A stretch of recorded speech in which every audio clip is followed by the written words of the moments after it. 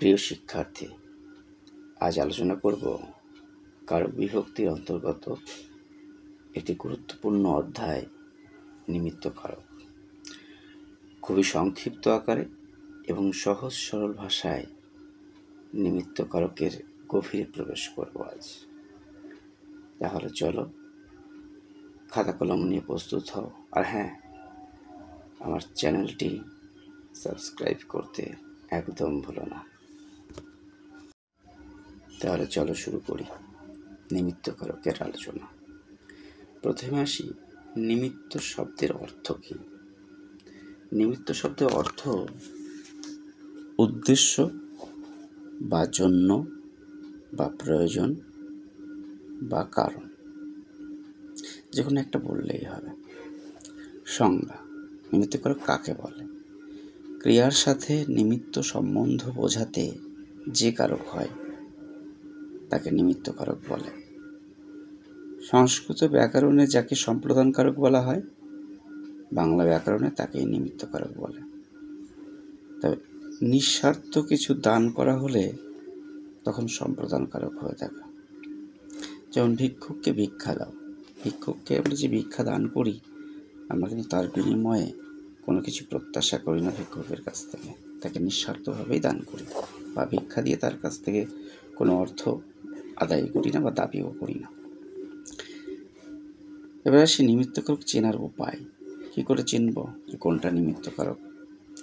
নিমিত্ত কারকের ক্ষেত্রে সাধারণত বাক্যের ক্রিয়াপদকে কি জন্য, কিসের জন্য, কিসের নিমিত্ত, কার তরে, কাদের তরে ইত্যাদি দিয়ে প্রশ্ন করলে যদি রেখাঙ্কিত পদটি আমরা উত্তর হিসেবে পাই, তবে সেটি নিমিত্ত কারক হয়।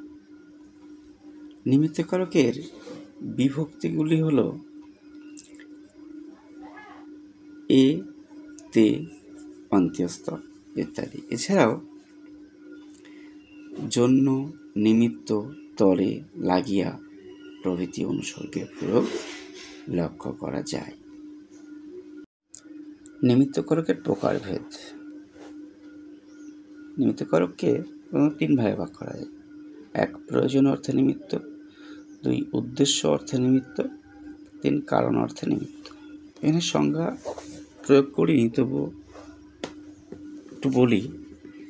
প্রথমে আসি প্রয়োজন অর্থে নিমিত্ত। প্রয়োজন অর্থে ক্রিয়ার সাথে নিমিত্ত সম্বন্ধ বোঝালে প্রয়োজন অর্থে নিমিত্ত হবে। যেমন দরিদ্রকে সাহায্য করো। দরিদ্রের সাহায্যের প্রয়োজন, তাই তাকে সাহায্য করতে হবে।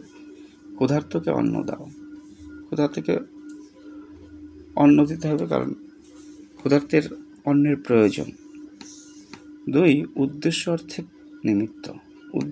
উদ্দেশ্য অর্থে ক্রিয়ার সাথে নিমিত্ত সম্বন্ধ বোঝাতে উদ্দেশ্য অর্থে নিমিত্ত হবে। যেমন অর্ণব শিকারে যাবে। কিসের উদ্দেশ্যে যাবে? শিকারের উদ্দেশ্যে বা শিকারের জন্য। পরীক্ষার ফলের জন্য শিক্ষার্থীরা স্কুলে আসে। স্কুলে আসার উদ্দেশ্য কি? উদ্দেশ্য হলো ফলের জন্য। কারণ অর্থে নিমিত্ত। কারণ অর্থ বোঝাতে ক্রিয়ার সাথে নিমিত্ত সম্বন্ধ বোঝাবে যখন, তখন হবে কারণ অর্থে নিমিত্ত। যেমন আনন্দের জন্য শিশু মেলার প্রয়োজন। শিশু মেলার প্রয়োজন কারণ শিশুদের আনন্দের প্রয়োজন।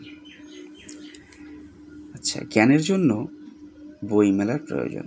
বই মেলার প্রয়োজন কারণ জ্ঞানের প্রয়োজন।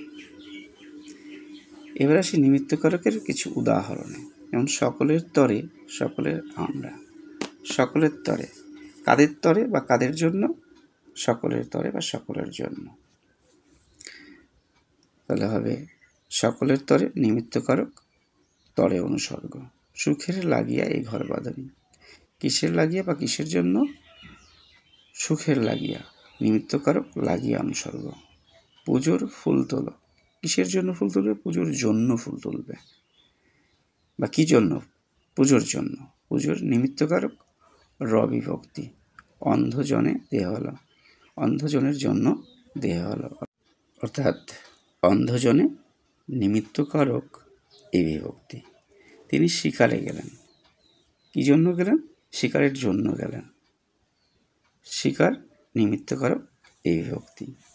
বেলা যে পড়ে এলো, জলকে চলো। জলকে চলো মানে জল আনার জন্য চলো। কী জন্য চলবে? জল আনার জন্য। তাহলে জলকে নিমিত্তকারক কে বিভক্তি। তাহলে নিমিত্তকারকের আলোচনা আজ এখানেই শেষ করছি। আগামীতে আলোচনা করব অপাদান কারক। আমার পরবর্তী ভিডিও আসা পর্যন্ত সকলে ভালো থেকো এবং ভালো লাগলে অবশ্যই চ্যানেলটি সাবস্ক্রাইব করে পাশে থেকো।